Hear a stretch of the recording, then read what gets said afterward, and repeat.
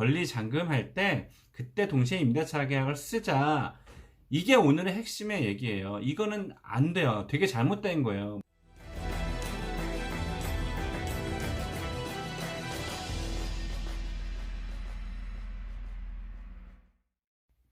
안녕하세요, 이용우입니다. 네, 자주 좀 영상을 좀 업로드 하고 싶은데 최근에 또 시간 핑계일 수 있겠지만 업로드하는 게 여간 어려운 일이 아닙니다.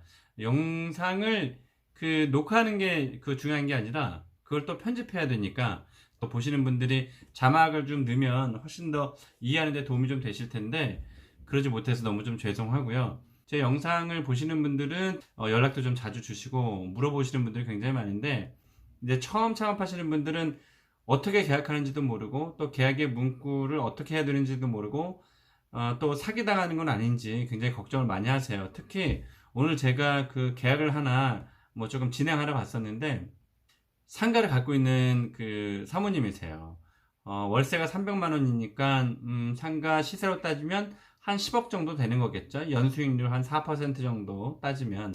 근데 이분이 임대차 계약을 쓰는 날인데 굉장히 불안해 하시더라고요. 왜냐면 이게 사기당하는 게 아닌지. 그래서 뭐 제 신분이나 이런 것들은 제가 말씀 안 드렸고 잘 모르시니까 일단 부동산 계약은 잘못 만나면 사기당한다는 그런 얘기가 있잖아요. 특히나 이분이 부군께서 남편분이 수년 전에 돌아가셨대요. 그러다 보니까 혼자 계약하는 곳에 오셔가지고 좀 불안해 하시더라고요. 그러다 보니까 본인과 잘 아는 공인중개사분의 자문을 받겠다고 그분 오시기까지를 기다리더라고요. 심지어 이분은 돈을 받는 분인데도 이렇게 불안해 하시는데 돈을 주는 사람 입장, 그러니까 임차인 입장에서 수천만 원에서 수억 원의 권리금이 왔다 갔다 하는 그런 창업시장에서 계약 하나의 문구만 잘못 써도 또 써야 될 부분들을 쓰지 않아서 누락이 돼서 뭘 써야 될지 모르니까 그렇다고 해서 그것을 도와주는 컨설팅 회사나 뭐 부동산에서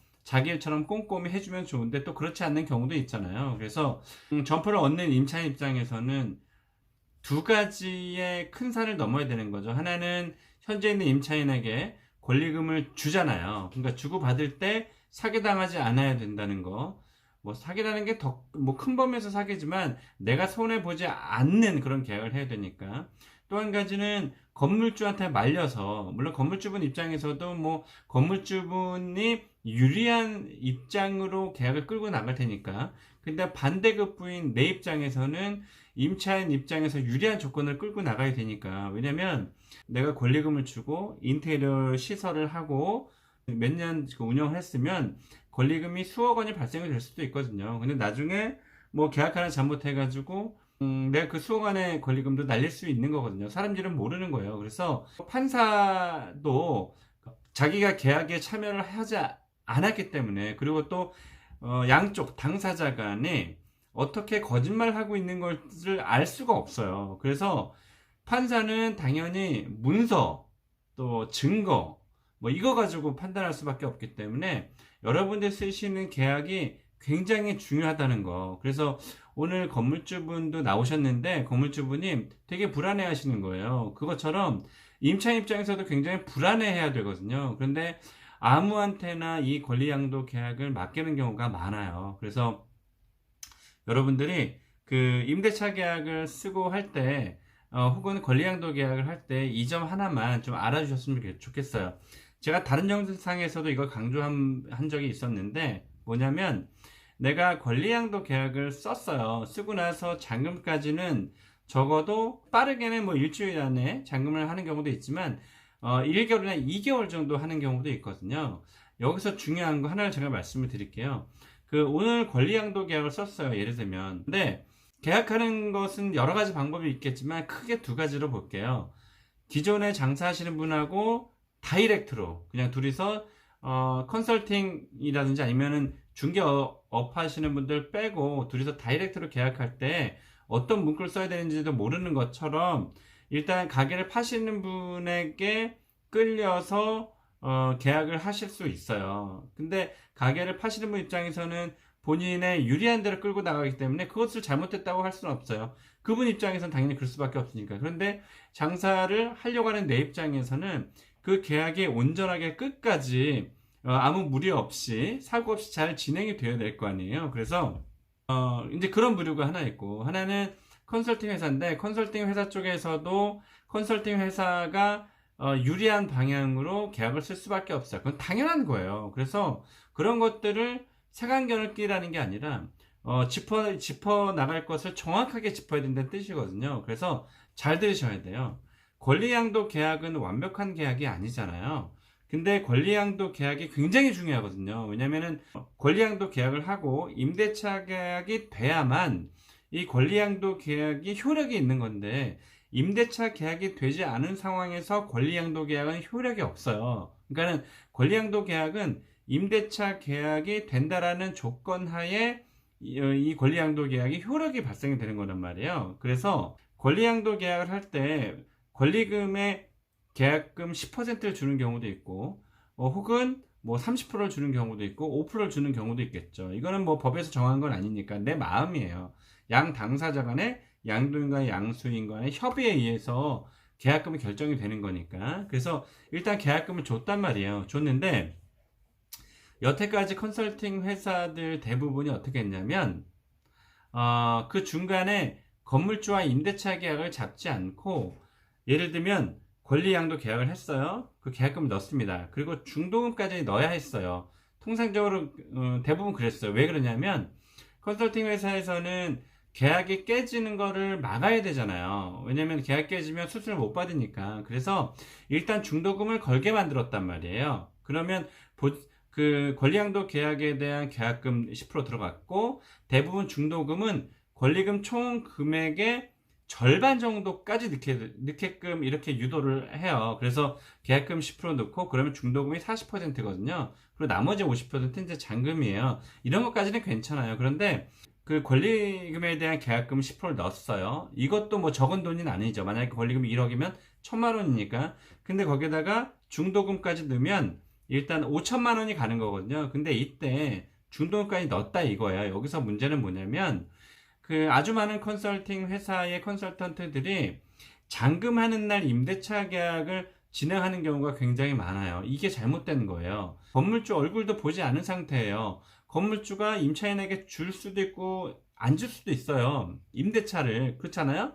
내가 만약에 그 건물주인데 새로운 그 기존의 임차인이 양도인이죠. 기존의 임차인이 새로운 임차인을 데리고 왔어. 근데 너무 인상이 안 좋고 말하는 것마다 신뢰감이 없어요. 그러면 내가 건물주면 안 줄 수도 있는 거죠. 안 줄 수도 있는 거죠. 왜냐면, 그 임차인이 데리고 온 사람이라 해서 내가 다 100% 무조건 줘야 된다라는 의무는 없잖아요. 그래서 안 줄 수도 있단 말이에요. 물론 그러면 나중에 이제 임차인은 소송을 걸 수도 있겠죠. 근데 소송을 걸 수도 없어요. 그러니까 권리금 받는 걸 방해했다. 그래서 소송을 걸 수도 있는데 이게 또 쉽지가 않아요. 왜냐면 웬만해서는 좋게 해서 새로운 임차인 찾아서 건물주한테 잘 보여서 임대차 계약이 돼야 내가 권리금 1억 원을 다 받을 수가 있으니까. 그래서 어쨌든 그때까지는 슈퍼 을이에요. 완전 을이에요, 임차인이. 그래서 일단은 줄지 안 줄지 모르고, 또 월세가 지금 코로나 상황에서 월세가 오르겠어 하지만 올라가요. 올라간다라고 가정을 해야 돼요. 왜 안 오른다고 해요? 그걸 어떻게 알아요? 그 컨설팅이라든지 중개 회사나 아니면 부동산에서도 그거는 단정할 수가 없어요. 요즘 같은 때 올리겠어요.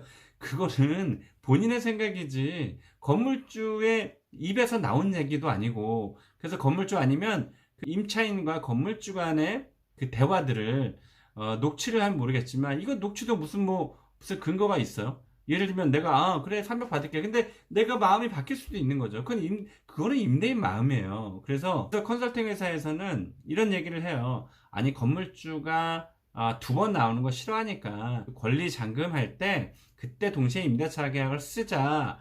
이게 오늘의 핵심의 얘기예요. 이거는 안 돼요. 되게 잘못된 거예요. 무슨 얘기냐면, 권리금 10% 들어갔죠. 권리 중도금 40%까지 들어갔어요. 근데 건물주를 만났는데 건물주가 월세가 300이었는데 400으로 올리겠대요. 여기서 딱 스탑하고 다시 원상복구하는 게 쉽지가 않다니까요. 왜냐면 중도금까지 넣었으면 진짜 내가 계약이 다 끝난 것처럼 생각하실 수 있는데 아니에요.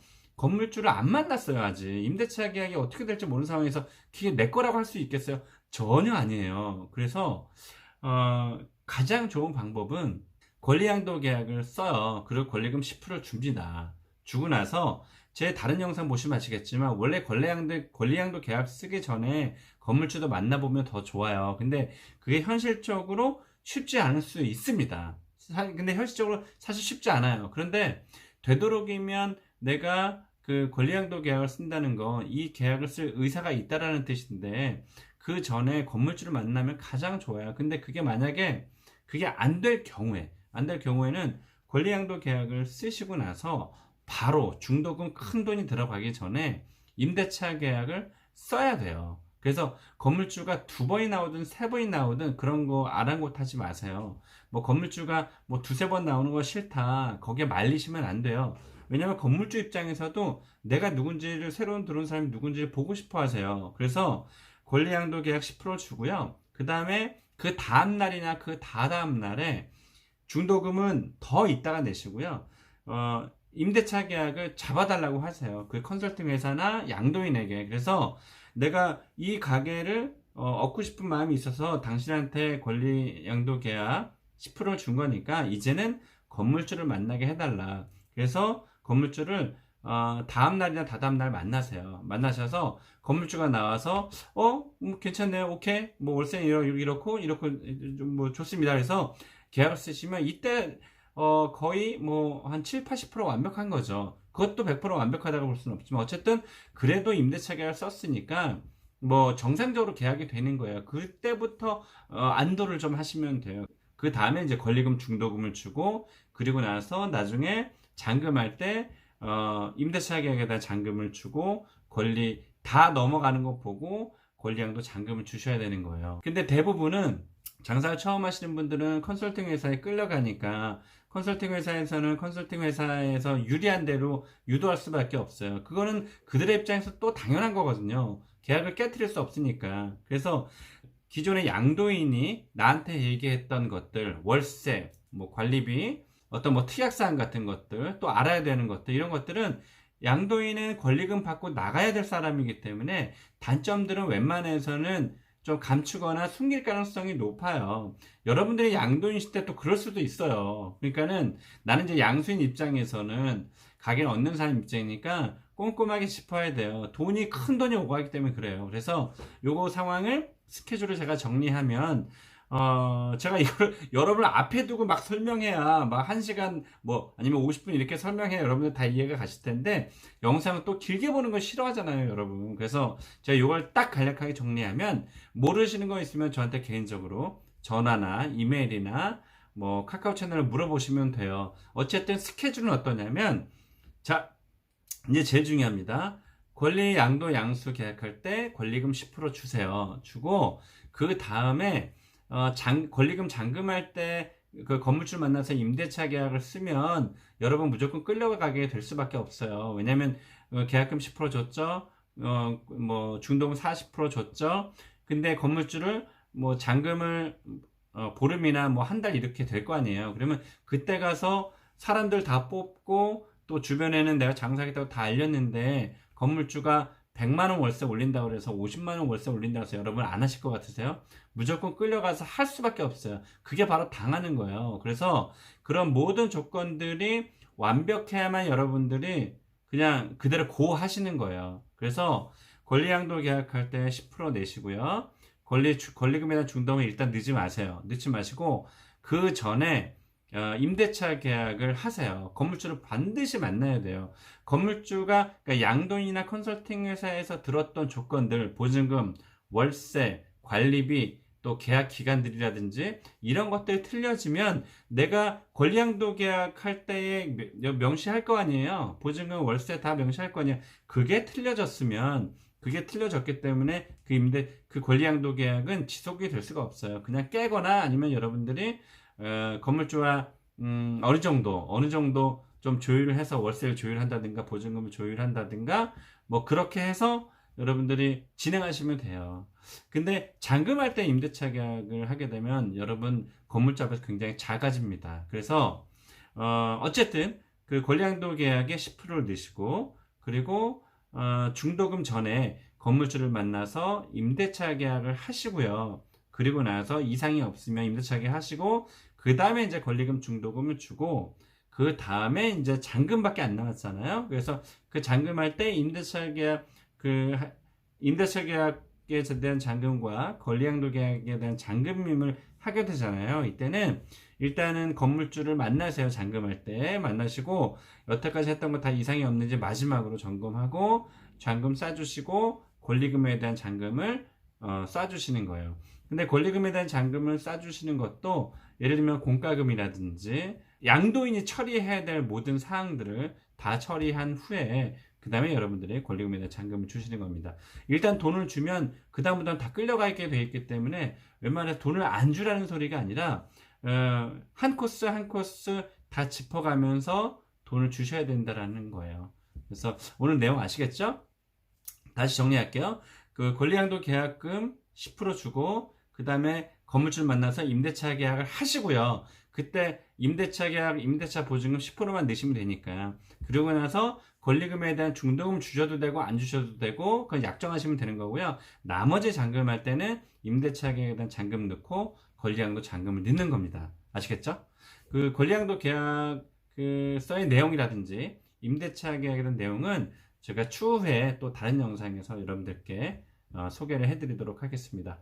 네, 오늘 어느 정도 조금 이해가 좀 되셨죠? 반드시 제가 드릴 말씀 여러분들 이해하셔야 돼요. 왜냐면 제가 오늘 그 임대차 계약에 있어서 거기 그쪽 상가를 갔었는데 어제 권리양도 계약을 하고 오늘 임대차 계약을 딱 잡아버리니까 양도인도 또 양수인도 모두 걱정을 하는 상황인 거죠. 왜냐면 건물주를 만나서 건물주가 안 줄 수도 있으니까. 근데 어제 권리양도 계약하고 오늘 임대차 계약 써버리니까 오늘 그 임차인 양도인이죠. 그리고 들어오시는 분 양수인 이분들 두 분 다 아마 오늘 두 달에 쭉 뻗고 주무실 거예요. 그게 제 영상을 컨설팅 회사에서도 볼 텐데 컨설팅 회사 입장에서도 그게 계약이 깨지지 않는 그런 아주 좋은 방법입니다. 꼭 지키시길 바라겠습니다. 고맙습니다.